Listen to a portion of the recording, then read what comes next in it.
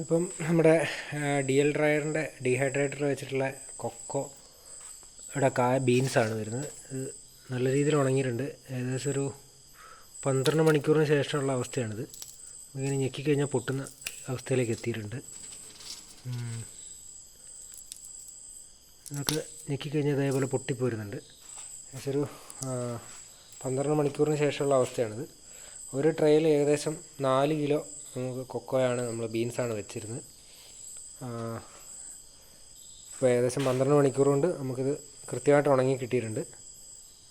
ഇത് ഒരു hybrid model ഡ്രയറാണ്. വിറകിലും work ചെയ്യും. ഇവിടെ നമ്മൾ ആദ്യം സ്റ്റാർട്ട് ചെയ്ത സമയത്ത് വിറകിലാണ് സ്റ്റാർട്ട് ചെയ്തത്. അതിൻ്റെ ആഷ് കാര്യങ്ങളൊക്കെയാണ് ഇവിടെ കിടക്കുന്നത്.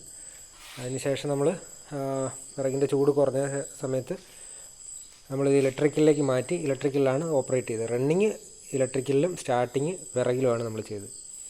ഇപ്പോൾ ഏകദേശം ഒരു 12 മണിക്കൂർ കൊണ്ട് ക്ലിയറായിട്ട് നമുക്ക് ഉണങ്ങി കിട്ടിയിട്ടുണ്ട്.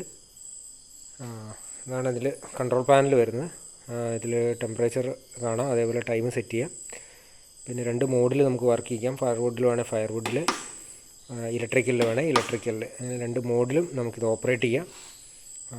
ഇത്രയേ ഉള്ളൂ ഇതിൻ്റെ കൺട്രോൾ യൂണിറ്റിൽ വരുന്നത്. പിന്നെ അതിൻ്റെ പുക സെപ്പറേറ്റ് ആയിട്ട് ഒരു 1.5 മീറ്റർ പോക്കോട്ടിലും കൂടെ വരും. ഇതിന് പുക സെപ്പറേറ്റ് ഇതിനെ കൂടെ പുറത്തേക്കാണ് പോകുന്നത്. ചൂട് മാത്രമേ നമ്മൾ അകത്തേക്ക് എടുക്കുന്നുള്ളൂ.